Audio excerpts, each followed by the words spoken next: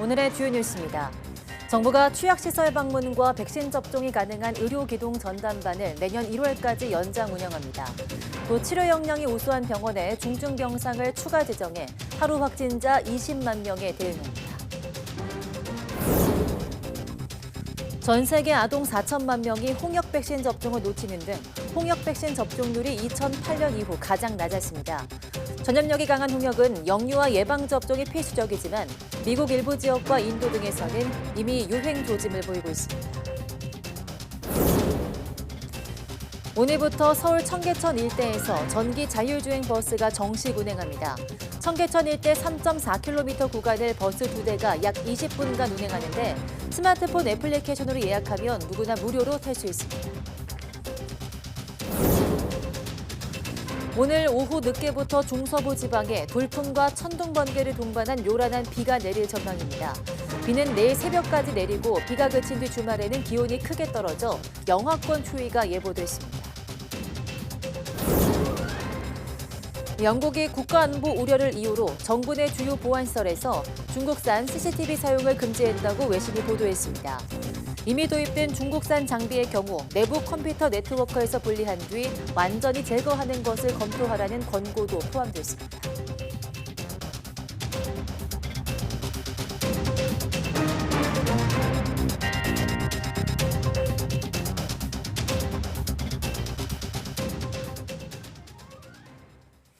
네, 여러분 안녕하십니까? 11월 25일 사이언스 투데이 시작합니다.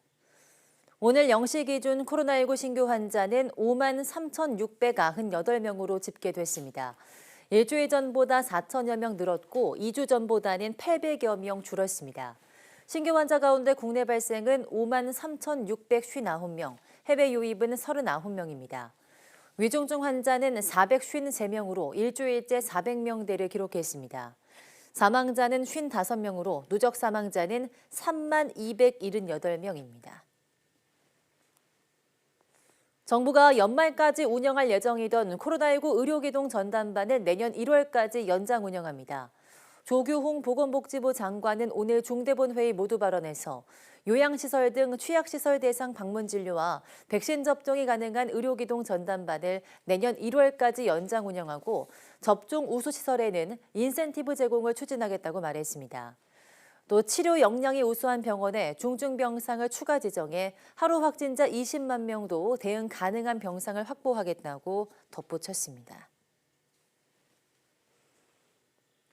네, 중국의 하루 코로나19 확진자 수가 3만 명을 넘어서면서 지난 4월 상하이 봉쇄 때보다 심각한 상황입니다.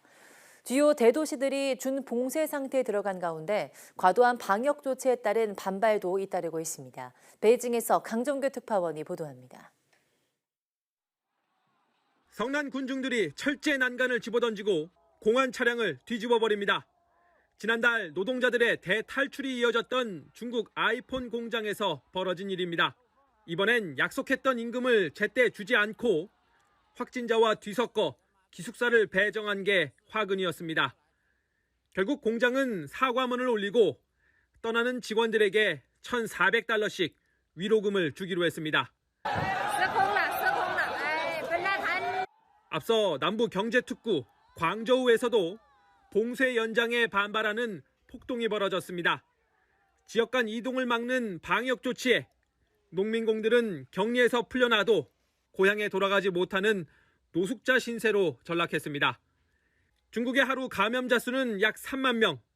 지난 4월 상하이 봉쇄 때를 넘어 최악으로 치닫고 있습니다. 당시엔 확진자 대부분이 상하이에 몰렸지만 이번엔 광저우와 충칭, 스촨 등 전국 각지에 빨간불이 켜졌습니다. 有的省份面临的是3年来最严峻、最复杂的局面。 수도 베이징까지 준봉쇄에 들어간 상태. 인적 드문 거리는 을씨년스럽기만 합니다. 앞으로는 베이징 전역에서 대중교통을 이용하거나 공공장소에 출입할 때 48시간 이내 코로나19 음성 증명이 필요합니다. 중국 GDP의 19.1%를 차지하는 지역이 봉쇄에 들어갔고 4억 명 넘는 인구가 격리당했다는 분석 자료도 나왔습니다.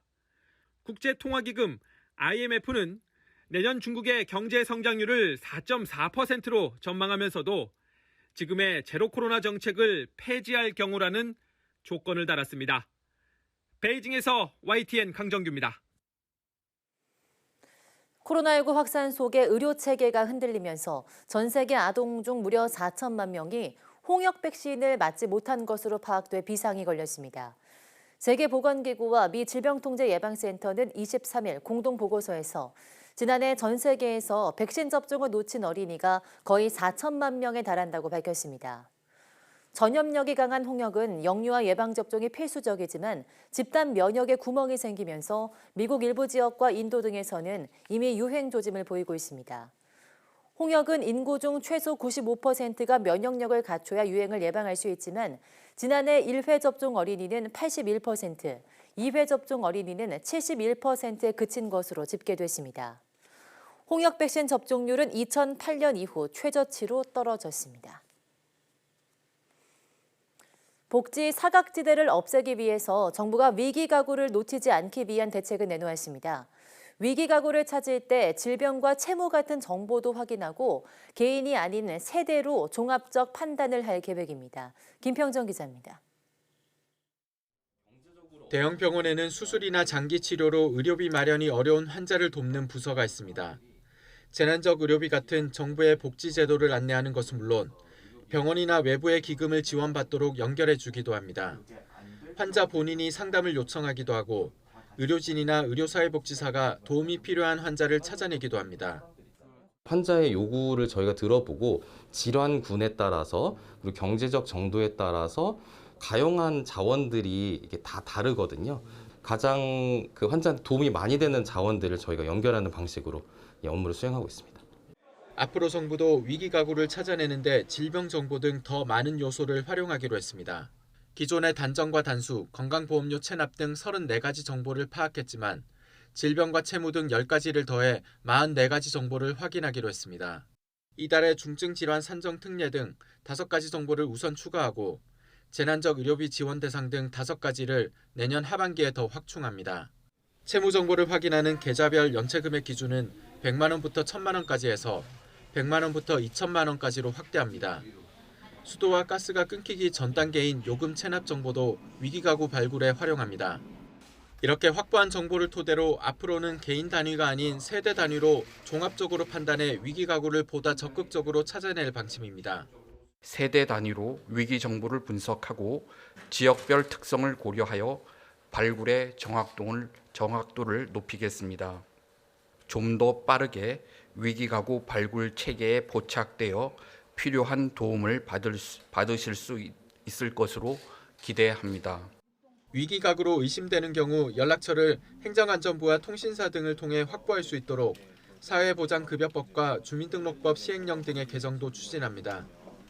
사망이 의심되는 가구의 구조와 구급을 위해 강제로 문을 열 수 있도록 경찰과 소방의 협조를 받을 수 있게 하는 지침도 마련됩니다.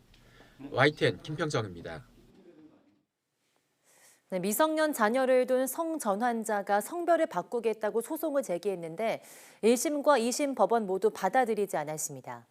미성년 자녀가 겪을 혼란이 우려된다는 기존 판례가 근거가 됐습니다. 그런데 대법원이 전원합의체를 열어서 기존 판례를 뒤집고 허용하기로 했습니다. 어떤 취지인지 최민기 기자가 보도합니다. 남성으로 출생신고된 A씨는 성 정체성을 숨긴 채 결혼해 두 자녀를 낳았습니다. 이후 5년여 만에 이혼했고 성전환 수술도 받아 남성이 아닌 여성의 삶을 택했습니다. 가족관계 등록부상 성별도 여성으로 바꿔달라는 허가 신청도 냈습니다. 그러나 1심 법원은 성별 정정을 허용할 경우 미성년 자녀는 아버지가 여성으로 바뀌는 상황을 일방적으로 감내해야 해 부정적 영향이 우려된다며 A씨의 신청을 받아들이지 않았습니다. 기존 판례를 따른 것으로 2심 역시 마찬가지 결론을 내렸습니다. 그러나 대법원이 전원 합의체를 열어 원심 결정을 깨고 사실상 성별 정정을 허용하라는 취지로 사건을 돌려보냈습니다. 11년 만에 기존 판례를 바꾸기로 한 겁니다. 미성년 자녀를 뒀다는 이유만으로 성전환자의 성별 정정 신청을 불허해서는 안 된다는 취지입니다. 이렇게 형성되는 부모-자녀 관계와 가족 질서 또한 전체 법 질서 내에서 똑같이 존중받고 보호되어야 합니다. 대법원은 성전환자도 성정체성에 따른 성을 법적으로 확인받을 권리가 있으며 이는 행복 추구권의 본질로 최대한 보장받아야 한다고 강조했습니다.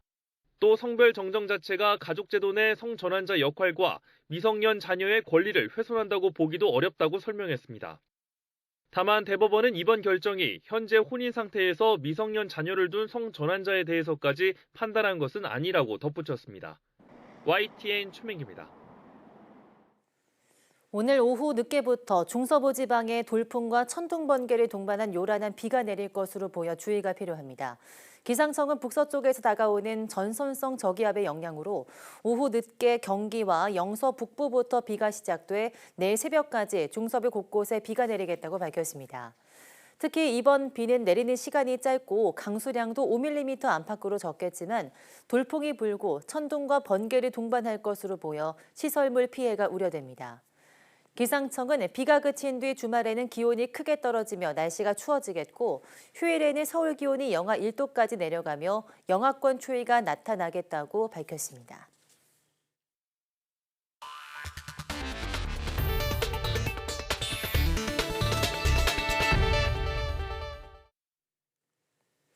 전라남도는 서남해의 해상풍력 사업을 의욕적으로 추진하고 있는데요. 해상풍력 발전의 중요성과 가치를 일깨우는 국제포럼이 국회에서 열렸습니다. 국회에서는 해상풍력 사업을 도울 특별법 제정도 추진되고 있습니다. 김범한 기자입니다. 지난 2019년 전라남도가 블루 이코노미를 선포하면서 핵심 성장 동력으로 제시한 해상풍력 발전. 해상풍력의 메카 신안 일대에는 세계 최대인 8.2기가와트의 해상풍력단지 조성이 추진되고 있습니다. 아리백을 갈 수밖에 없는 그런 시대적 조류 속에서 우리가 IT 관련 산업들을 전라남도에도 적극 유치해보고자 하는 그런 원대한 목표를 가지고 있습니다. 탄소 중립 목표를 달성하기 위해 국내 해상풍력이 나아갈 길에 대해 지혜를 모아보는 국제 포럼이 열렸습니다. 글로벌 해상풍력 시장의 현황과 전망, 국내 기업의 아리백 달성을 위한 해상풍력의 주도적 역할과 선결 과제 등에 대한 전문가의 발제와 토론이 이어졌습니다. 이런 대규모의 전력 교달을 위해서는 결국 해상풍력 프로젝트가 적합하다고 말씀드리고요. 제1회 국제해상풍력 포럼을 주관하신 것을 축하합니다. 굉장히 의미 있는 시적절한 행사라고 생각합니다. 국회에서는 풍력 발전 사업을 원스톱으로 도울 특별법 제정도 추진되고 있습니다. 특히 서남해안 해상풍력은 경제적 파급 효과가 매우 크며 전남의 경우 12만 개에 달하는 상생형 일자리 창출을 예상하고 있습니다. 전라남도는 포럼에서 나온 전문가 의견을 전남 해상풍력 사업 성공의 추진 동력으로 삼고 여러 제도 개선과 인프라 확충에 온 힘을 다할 예정입니다. 하나, 둘, 셋, 파이팅! YTN 김범환입니다. 마약류로 재배가 엄격히 제한된 대마가 기후변화에 대처하는 작물로 주목받고 있다는 보도가 나왔습니다. 24일 영국 가디언은 대마는 세계에서 가장 빨리 자라는 식물로 100일 안에 4m 높이까지 자랄 수 있다고 보도했습니다. 또 대마는 이산화탄소를 흡수하고 저장하는 능력이 나무보다 2배나 높습니다. 예를 들어서 1헥타르 넓이의 대마는 연간 8톤에서 최대 22톤의 이산화탄소를 흡수하는 것으로 추정되며 이는 어떤 산림지대보다 더 많은 양입니다. 자율주행차 시대가 점점 현실화되고 있습니다. 오늘부터 서울 청계천 일대에 자율주행 버스가 정식 운행하는데요. 스마트폰 애플리케이션으로 예약하면 누구나 무료로 탈 수 있습니다. 김종균 기자입니다. 시범 운행을 마친 청계천 자율운행버스가 정식 운행을 시작합니다. 기획 단계부터 자율주행 대중교통을 목적으로 만든 전용 차량입니다. 안전벨트 자동인식, 승객 끼임 자동 방지 등의 안전 기능도 갖췄습니다. 청계천을 따라 청계광장 세운상가 구간을 시속 20에서 25km로 달립니다. 운행 초기 위험 상황이 발생하면 수동 운전 방식으로 즉시 전환하는 등 안전을 최우선으로 한다는 방침입니다. 청계천과 같이 오토바이와 자전거 그리고 보행자가 혼합된 복잡한 도로 환경에서 지속적으로 자율주행 서비스를 운영함으로써 축적되는 데이터를 이용을 해서 자율주행 기술을 고도화해 나갈 것입니다. 스마트폰 애플리케이션으로 예약하면 누구나 무료입니다. 승객은 최대 7명까지 탈 수 있습니다. 평일 오전 9시 30분부터 오후 4시까지 20여 분 간격으로 운행합니다. 점심시간에는 운행을 멈춥니다. 상암 지역 자율주행 택시, 강남 로보택시에 이어 대중교통인 버스까지 자율주행 시대가 성큼 다가왔습니다. 상암, 강남에 이어서 이제 대중교통에도 자율주행의 시대가 열리기 시작했습니다. 오늘을 계기로 해서 많은 데이터를 축적해서 명실공히 자율주행 선도도시가 될 수 있도록 최대한 지원을 아끼지 않겠습니다. 앞으로 서울 어디에서나 운행 가능한 수준까지 자율주행 기술을 발전시켜 나간다는 계획입니다. YTN 김두길입니다. 영국이 국가안보 우려를 이유로 정부 내 주요 보안시설에서 중국산 폐쇄회로 TV 사용을 금지했다고 로이터 통신 등이 보도했습니다. 영국 정부는 중국 국가정보법을 적용받는 기업들이 만든 폐쇄회로 카메라를 민감한 정보가 유출될 수 있는 건물 내부에 설치하는 것을 금지하는 지침을 현지 시간 24일 각 부처에 하달했습니다. 기존에 도입된 장비의 경우 내부 컴퓨터 네트워크에서 분리하고 추후 이를 완전히 제거하는 것을 검토하라는 권고도 포함됐습니다. 중국 기업들은 국가정보법에 따라 중국 정부, 즉 중국 공산당 지도부의 요구에 협력해야 합니다. 그 때문에 서방에선 중국 기업이 자국 장비의 정보를 몰래 빼낼 장치를 마련해뒀다가 나중에 이를 활성화할 수 있다는 안보 우려를 제기해왔습니다. 네, 2022 카타르 월드컵 우리나라 대표팀의 첫 경기가 무승부로 막을 내렸습니다. 서울 광화문 광장에는 경찰 추산 2만 6천여 명에 달하는 시민이 모인 것으로 추산되는데요. 경찰과 지자체 등이 인파 관리에 나서면서 별다른 안전사고는 없었습니다. 황보혜경 기자입니다. 붉은 악마의 상징인 머리띠 불빛이 어두운 광장을 가득 밝혔습니다. 시민들은 한 목소리로 구호를 외치며 열띤 응원을 펼칩니다.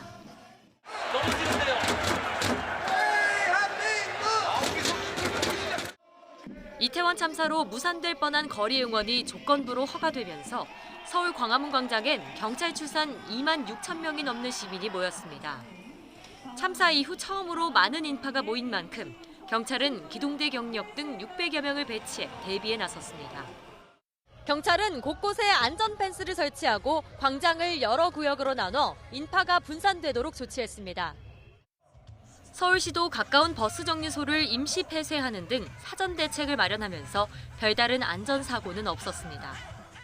지나다니는 사람들이 넘어지거나 줄이 엉키거나 하는 거 없이 좀 잘 원활하게 관리가 되었던 것 같아요. 출입 통제하시는 게 보여가지고.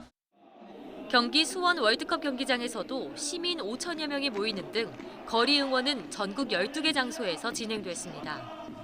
붉은 악마 응원단은 다음 예선전이 열리는 오는 28일과 다음 달 2일에도 거리 응원을 벌일 계획입니다.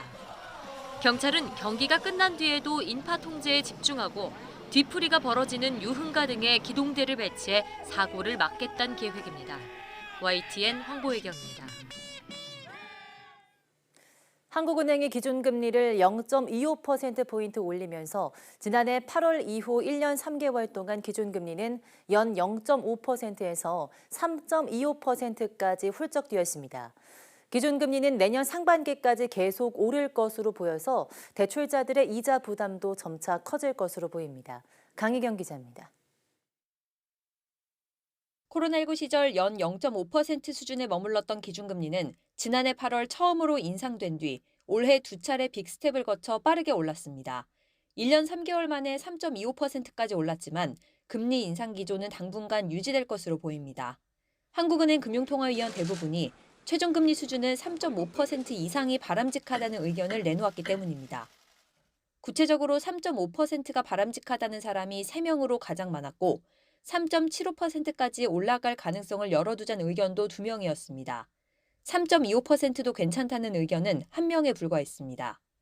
외환시장이 상당히 변동성이 큰 상황이기 때문에 대외 요인에 더 많은 중점을 두고 최종금리를 저희 고려했다면 이번에는 금융 안정 상황을 어떻게 고려해야 되는지.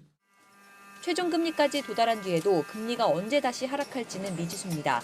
이창용 총재도 지금 금리 인하를 논의하는 건 시기상조라고 강조했습니다. 다만 최종금리에 도달하는 시점 자체는 내년 상반기가 유력하다는 분석이 많습니다. 미 연준의 금리 인상 기조가 짧으면 내년 초, 길어도 내년 상반기까지밖에 이어지지 못할 것으로 보고 있고 내년으로 넘어가면서 경제 성장률이 상당 부분 떨어질 수 있는 이런 경기 침체 우려를 감안한 물가를 잡기 위한 선택이지만 대출자들의 시름은 깊어질 수밖에 없습니다. 기준금리가 오르면 은행의 수신금리 등 자금 조달 비용이 올라가 대출금리도 높아지기 때문입니다.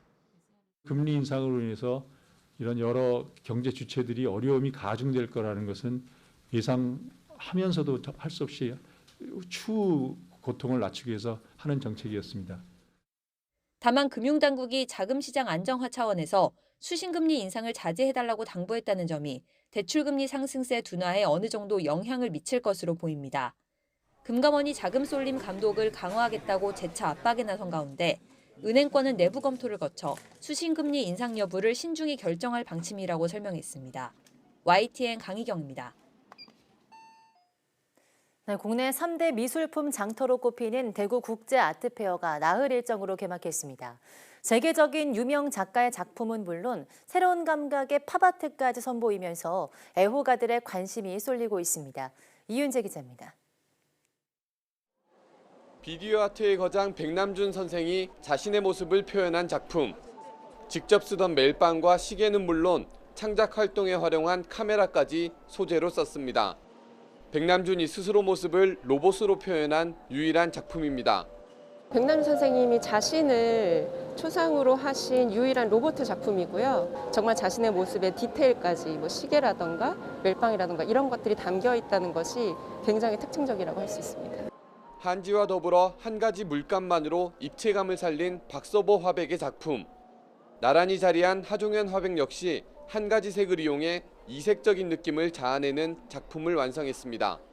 세계 미술계가 주목하는 우리나라 화가의 단색화가 나란히 모여 한국 미술의 아름다움을 뽐냅니다. 단색화 같은 경우에는 한국 미술 사주 중에서 가장 전 세계적으로 좀 알려져 있고 활발한 활약을 보이고 있는 단색화 선생님들의 작업을 모아서 지금 선보이고 있습니다. 작품이 전시된 곳은 국내 3대 미술품 장터로 평가받는 대구 국제 아트페어. 국내외 130곳 가까운 갤러리가 전시에 참여해 1,200여 작가의 작품을 5,000점 넘게 선보입니다. 팝아트 특별전도 진행되고 미술품에 관심을 쏟는 MZ세대를 겨냥한 프로그램도 함께 준비했습니다. MZ세대들이 많이 유입이 되는데 아트 토크를 통해서 입문 컬렉터들한테 실제적으로 본인들이 컬렉션을 했을 때 그런 어떤 노하우라든가 이런 것들을 공유하는 온라인에서 작품을 보고 또 구매까지 할 수 있도록 해 어디서든 유명 작품을 둘러보고 즐길 기회도 마련했습니다. 유명 작가의 작품을 감상하고 또 국내외 미술 시장의 흐름도 읽을 수 있는 이번 대구 아트페어는 오는 27일까지 이어집니다. YTN 이윤재입니다.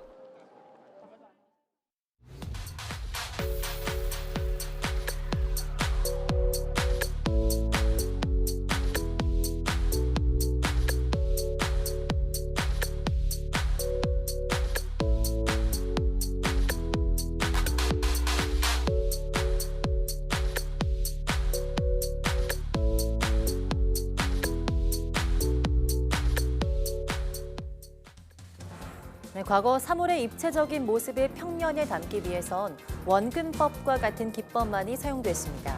하지만 1900년대 초 여러 각도에서 관찰한 사물을 해체해서 평면에 표현하는 방식인 큐비즘이 등장했는데요.